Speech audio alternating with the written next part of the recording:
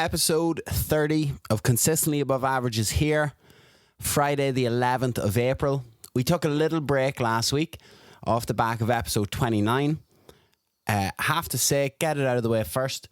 Blown away by the mini explosion, you could say. Mini explosion this podcast has taken over the last couple of weeks. Many older episodes have shot up in numbers from people finding the podcast recently and then listening back. All right.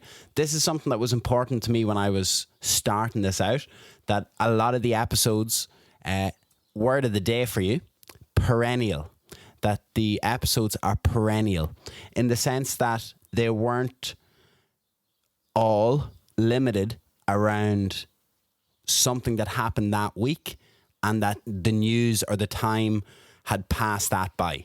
Okay, obviously there was certain tournaments that have happened and we talked about that. But generally speaking, that you will see episodes that you could go back and listen to and they wouldn't have a time constraint on them. Okay, now this happened down to a couple of factors. Number one, Dara O'Connell, thank you very much, made a reel about a point that he made on an episode with the interview with him about people making excuses over the costs of jiu-jitsu tournaments.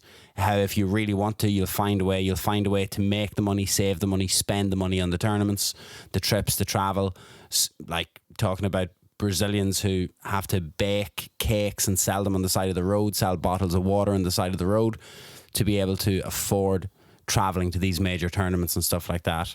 So that got a bit of attention. That boosted up a couple of episodes.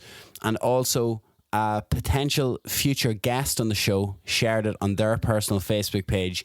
We've been back and forth in chat just a little bit, myself and this person. It's someone that I'm really looking forward to speaking to, and it will just depend on getting our schedules lined up due to time differences. I'm going to guess that it's going to happen after the Brazilian National Championships, which I believe are next weekend. So all going to plan.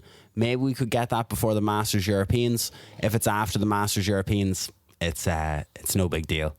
But part of the reason as well why I took the week break, I've been training away ahead of these Masters Europeans as we're talking about. And I was on the back of a pretty heavy week of training and work and stuff like that. And I was a little bit stuck. I was stuck in the mud, you could say. I was a little run down. And also from the previous episode, I don't mean this in a have sympathy way. I just mean that from like what we talked about and stuff like that, you sit on a lot of these feelings and thoughts over the years. At least I have. And like in particular, like a footnote of that episode, I remember going to like this retreat in a cabin in the woods somewhere in an undisclosed location in Ireland. And it was an insane experience. And I went with the purpose of trying to be okay and happy and content with that medal, as opposed to being annoyed and down on myself over X, Y, and Z. That's a topic in its own world for another day. That experience and that day, that was mental. But like I said, you over the course of the couple of the years since that's happened, you share them with a very limited number of people, and you're generally sharing them in a face-to-face capacity with people that you know or people that are aware of certain contexts. Then jump to like sitting in your room, talking about it, putting these thoughts out there to be consumed by potentially a larger number of people than you would have expected or assumed, who you don't know, who don't really know you. Maybe you don't explain it well enough. Maybe something is lost in the nuance or something like that. And you say the wrong thing at the wrong time. It just feels like you're leaving yourself open, if that makes sense. And it kind of caught me a little bit, the reaction to that episode and the messages and different stuff like that. I was like, all right, that's a bit, just sit on this sort of thing. And at the end of the day, like I am doing this podcast for myself, but I also do think in the slightly longer term sense of where do you want to bring it? What's the point? Like the episode title will say, what do you actually want? Where are you looking to bring it? Do you want this podcast to be full of topics like 10 things white belts need to avoid? Do not do this if you are a newly promoted blue belt. Welcome to purple belt. Now you get to skip the warm-ups. No. There's a nice... audio listeners, you won't know this. Video listeners, you're welcome back. There's a nice little sun glare happening here in the top left-hand corner as we're recording this daytime Friday instead of nighttime Friday. And I'm thinking, should I be getting up to fix that? But no is the answer. I'm not getting up at this point. I'll get up when the camera stops in a few more minutes and then I'll have a look at it. But like, I want to try and avoid some of those topics, but I also understand that those topics have such an important space in this community and for people who are listening to this. So I do need to include those type of things. But sometime last year when I mentioned about a potential jiu-jitsu adjacent podcast that I wanted to do, and I mentioned it to someone that I have a lot of admiration and respect for, they fairly curtly told me, nobody wants to hear about if you're an armbar. And they understand the sport. They know that sentence doesn't make sense. I believe they said it in that way to kind of make the point they were trying to make. And it has stuck with me. And like I even, in regards to a topic of discussion that I've seen before about like instructionals or videos on Instagram and technique videos and stuff like that. Yeah, like I may like watching X, Y, or Z, but there's a accountant who lives in Dayton, Ohio, who's just looking to know how to escape side control. And he may resonate with your particular teaching style, your voice, the way you explain things, the way you cut your video up. He doesn't care about the black belt world champion that you want to be watching instructionals of. He's just stuck in side control. He trains twice a week. He just needs to get out of side control. So there is like a element of that was kind of in my head, being like, well, yeah, some people want to be an armbar. You know, some people want to know about if you're an armbar or not. And like, I'm coming from this perspective of I studied radio in college, a keen podcast listener myself. There is a need for structure. There's a need for a format. There's a need for segments, regular things, reoccurring things. There is a need for longer term planning. We are 30 episodes into this podcast, and you would swear that the podcast was based off the incredibly perennial and popular album 1963 second studio album by Bob Dylan, because this podcast has been freewheeling the entire journey so far. If we take something like guests into consideration, consistent guests into consideration, and this is something I've spoken about before, if I wanted to get a much bigger listenership at the start in a short space of time, I would have gone down the route of aiming to get as many guests on in the first 30 episodes as possible, so I could hold it up at the end and say, try and like con some sort of company into giving me money and say, there's 50,000 followers, 50,000 people are listening to this, 50,000 people have listened to this podcast in the last 6 months. I should get money for that. Give me Cialis, give me Viagra, Blue Chew. I will promote it on the podcast. Give me ready-made meals. I'll promote that on the podcast. Give me San Pellegrino. I'll promote that on the podcast. Bottle of it here. Well, it's a bottle of tap water with lemon Maiwadi mixed through it, but the bottle itself is still here. The brand is still here. I could have done that. And I think I could have been in a position now where I could have been trying to make a bit of bank from the podcast. But that's not it's the longer term goal. It's not the current term goal. The reality is that if I had gone down that, Caroline from Phoenix, Arizona, United States of America, only listened to one episode because episode number 7 was with an Atos black belt, and she trains in an Atos affiliate, and she went to that guy's seminar as a white belt. He shared it on a story. She listened to it. She hasn't been back since episode 7. Caroline is gone. I don't even know if Caroline's alive. Marvin from Philadelphia, exact same boat. He only listened because in episode 12 we had the world's medalist from the brown belt featherweight division 2023. Marvin did a seminar at his mate's gym where the brown belt came after he won worlds. He shared it on his Instagram story as well. Marvin listened. But guess what? I haven't heard hella Marvin since episode 12. Not a peep. Not a text. Not a DM. Not a hey, how are you? Marvin's bounced. His number is still there. It's still on the record for me to try and con a sponsorship. Here, there, look at that. Look at that. Look at what I got. The thing is that they don't, like, they're not coming back. So you need to be aiming, I am aiming for all of you to be coming back, to keep coming back to the Consistently Above Average podcast. So that's why I took a break last week. This is me talking to myself about myself for the most part. I don't necessarily want to ever feel like I'm dialing these episodes in, just another one in the can. I feel like that when I'm doing these, I'm very honest. I'm upfront. You're hearing me in a longer, more relaxed sense. And I'm probably, in the confidence of being here by myself, prepared to admit something that I would probably hold back if I was on a stage or in front of a group of people and stuff like that. Maybe sometimes that is heavier for the listener to consume. Maybe it's just me spending too much time up in the office.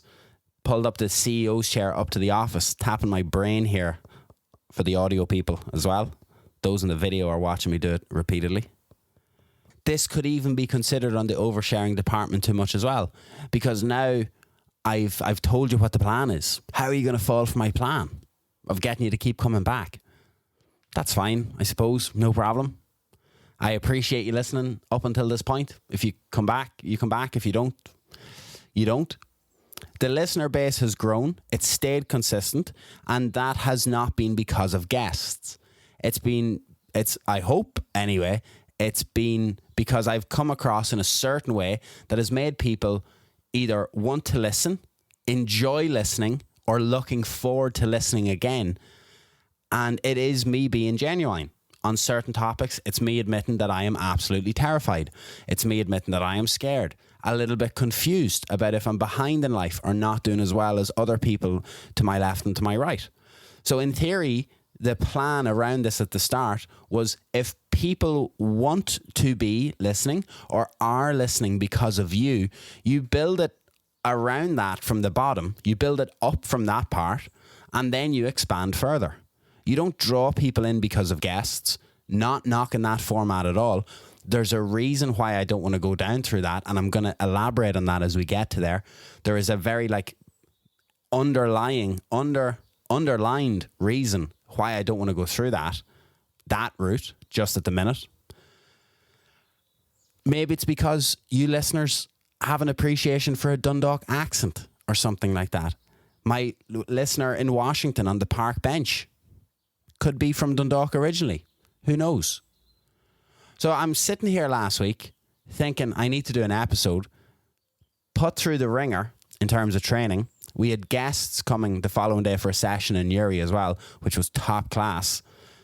Really enjoyed training with them. But I'm sitting here struggling because I'm like, what can I talk about? What's happened?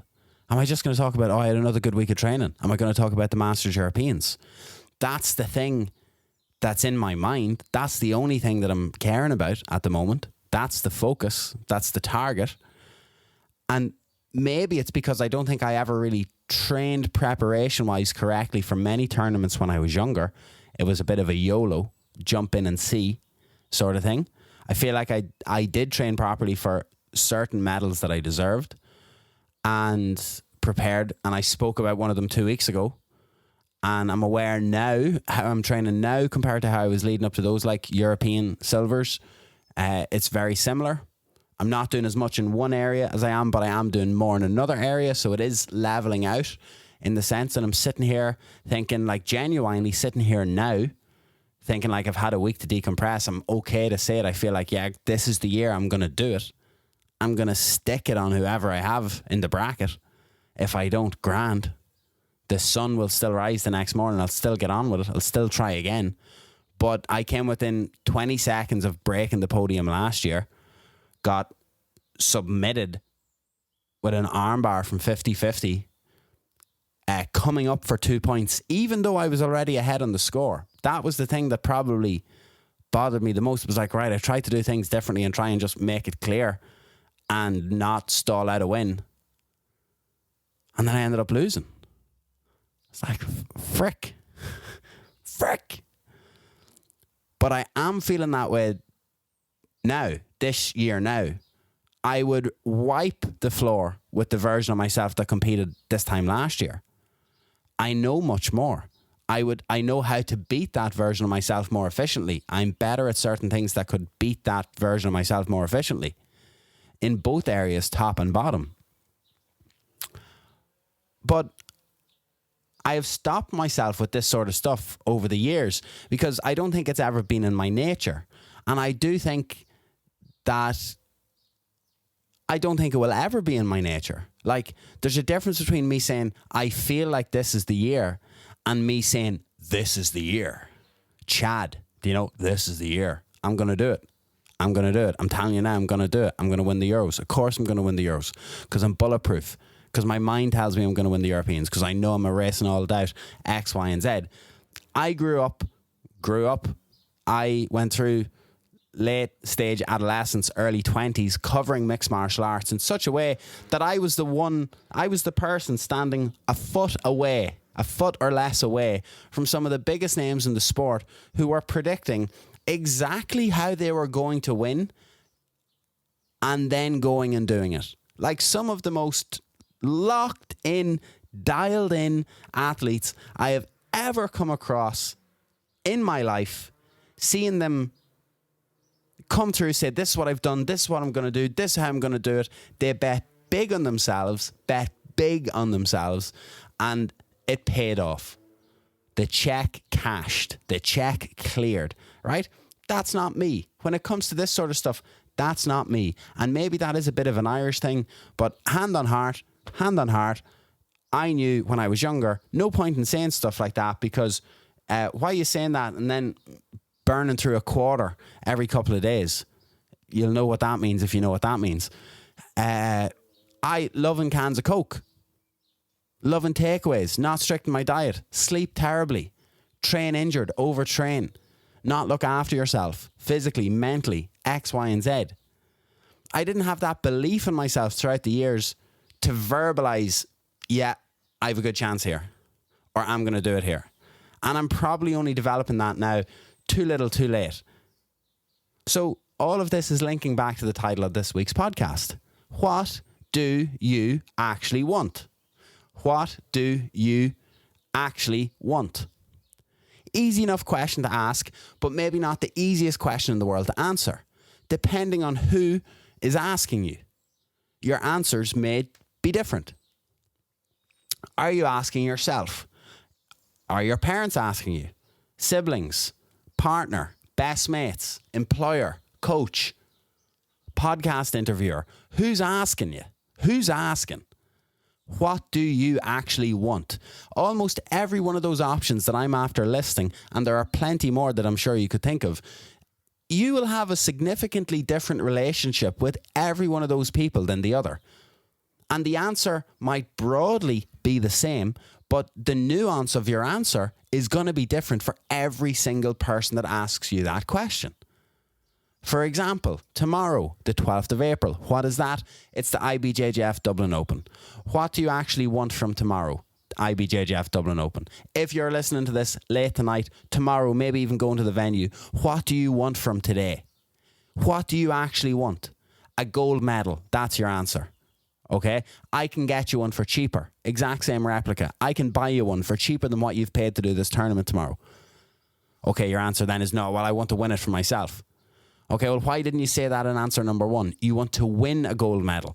Wanting to win a gold medal is different from a gold medal. Why did you not say you want to win a gold medal at the start?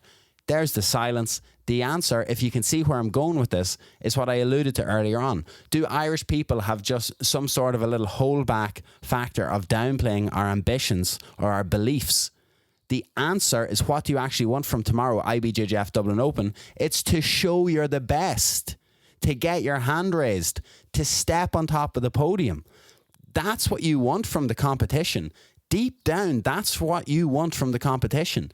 You may be entering knowing you're going to lose first round, knowing and you're going for the experience, and that, oh, well, it's just for the experience. But you are going for the experience, but you want to one day be the version of yourself that shows up, smokes everyone, top spot on the podium. Take that little picture with the portrait camera of your fist outstretched with the medal behind you. That's what you want. You want to win. You want to be the guy. You want to be the girl. You want to be the guy, the person, the Chad or Chadette. That's what you want to be. And you're lying to yourself if you're telling me that's not what you want. Because that is what you want deep down, to show you're the best. That's the answer you really want to say. That's the answer that's in your chest, but you're not saying it with your chest for X, Y, or Z reason. So let's ask this. Let's ask this genius sitting behind the microphone. What do you actually want from this podcast? That could be a similar question that we ask.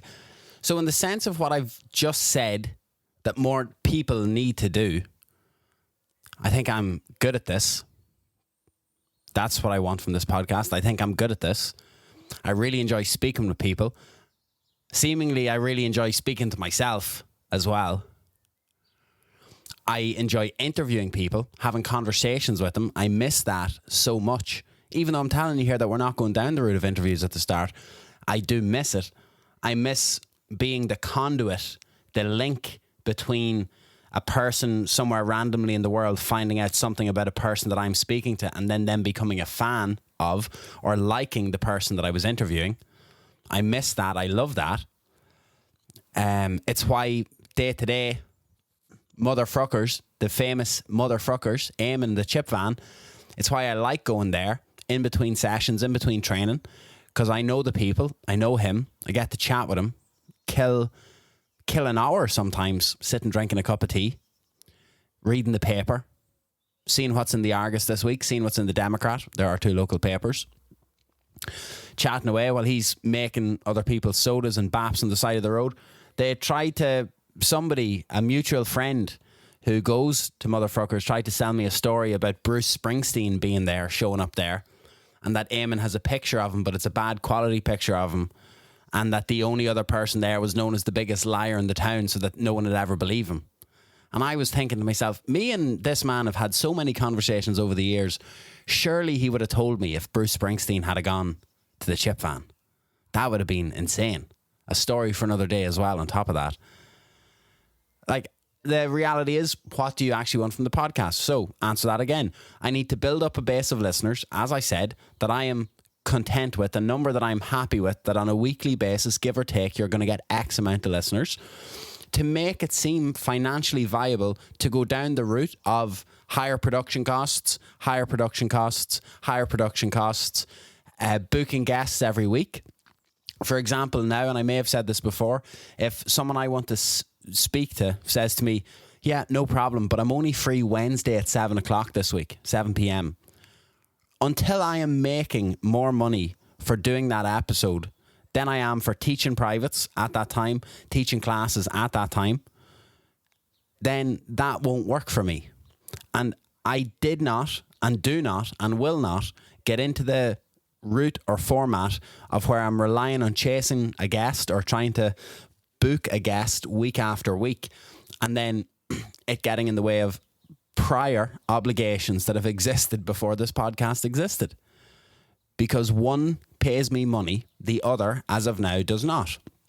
When the other can provide more than the first thing, then I'm more likely to drop the first thing, because I'm able to still do it at another time potentially, and I can do this, and then I'm laughing. You need to be as accommodating as possible to the guest. There is nothing worse going back and forth saying like, oh, actually, sorry, I teach a mixed levels class that time. Could we do another time, please, that might suit? That's not the way that I want to go down this as it expands, as it grows, as it gets bigger. All right? Can you see where I'm going with this? Can you hear where I'm going with this? Eventually, I do want to be able to make some form of money off this podcast. How much? I have absolutely no idea. But I didn't start it to think, oh, I'm going to make money off it. I started it because I wanted to be doing it again after so many years of not doing stuff like this, of suppressing myself to a degree, of not wanting to be doing stuff like this for X, Y, and Z. But it's the same with coaching. Ask yourself these questions. What do you actually want from coaching? Ask yourself these questions with what you're doing. The honest answer is to be able to do, what do I want from coaching and jiu-jitsu? The answer is to be able to do and facilitate in some way Brazilian Jiu-Jitsu sessions, either me taking part in or me hosting, until my body is physically incapable of doing it anymore. This is for life, or until burnout and mass breakdown happens.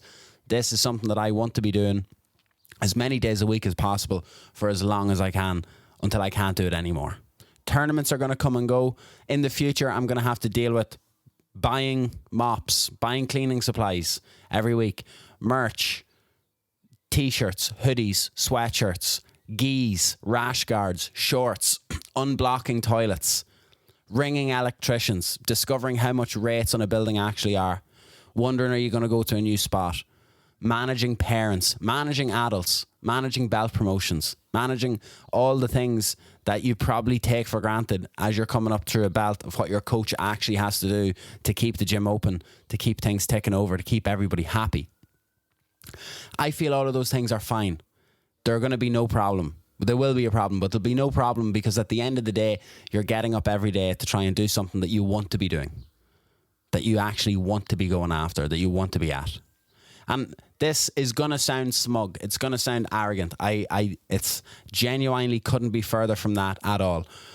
But I did have a little bit of a catch myself, like a bit of a smug moment this morning on the DART. The DART, Dublin Area Rapid Transport.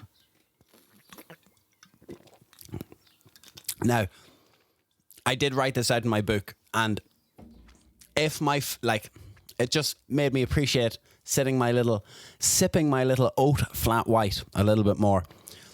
Now, for the call a spade, my phone was dead. Didn't have a charger. Heading to the city centre, get the train back up to Newry for training, or train to Dundalk, drive to Newry. 27, that's what I think it was. 27 people were in my eye line as I'm on that train this morning. Me sitting there without a phone, can't doom scroll. All 27 were doom scrolling.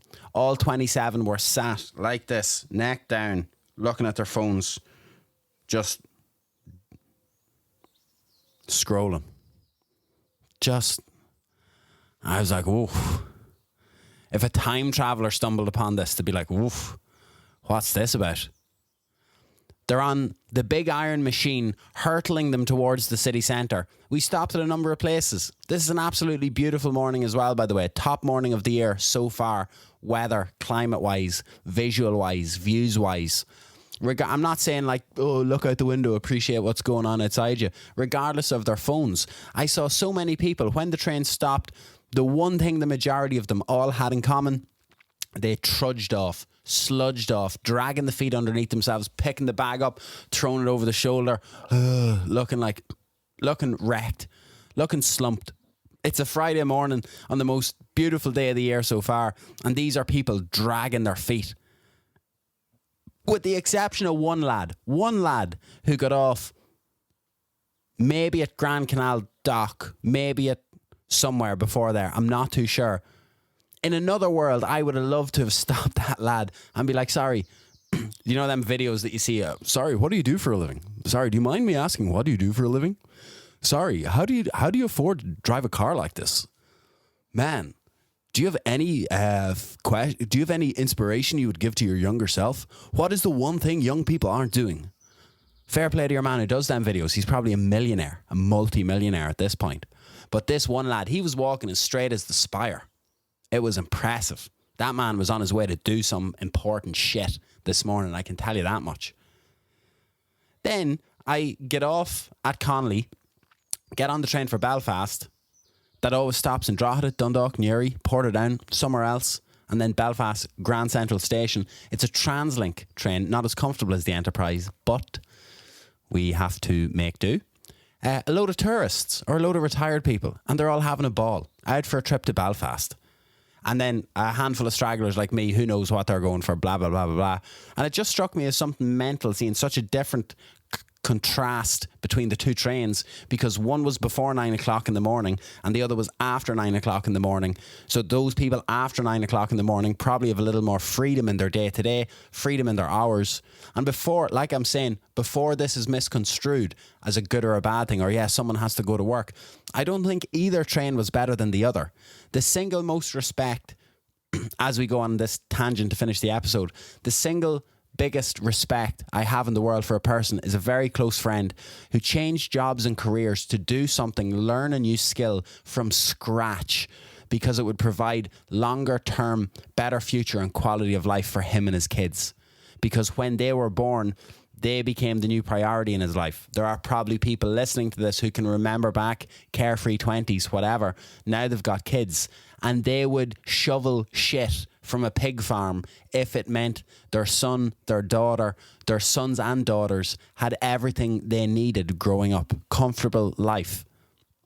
They'd be getting up at 3 o'clock in the morning till, as I said, literally no offense to the shit shovelers out there who are listening to the podcast, the strong listeners of the podcast base, but to do a job that you might perceive as undesirable, you would do it in a heartbeat if it was to provide for your kids. I've heard this from so many people over the last few years. It's like a switch changes in their brain. And it's like, someone's relying on me now. I can't be flipping around anymore.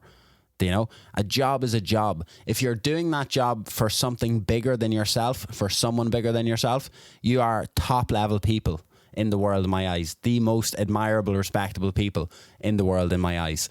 If you're a fella pulling yourself off the train because you hate your manager or you're afraid of confrontation or X, Y, or Z and you're doing a job that you don't really like, maybe you need to have a bit of a look with yourself. Maybe you need to go off and do something different. But to finally link it back to what I actually said at the very start and what this episode title is, what do you actually want? The answer for me is to get up every day with a purpose.